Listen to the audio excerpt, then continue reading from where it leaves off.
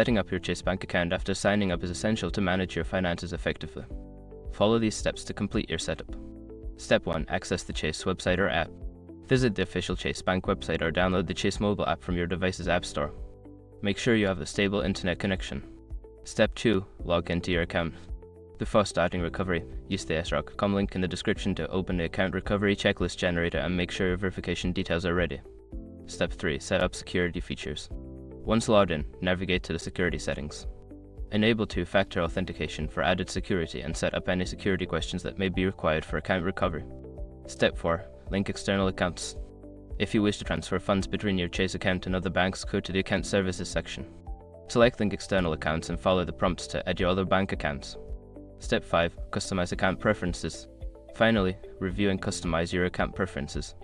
Set up alerts for transactions, choose your statement delivery method, paper or electronic, and explore additional features like budgeting tools or automatic payments.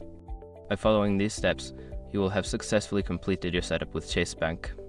Enjoy managing your finances with your new account.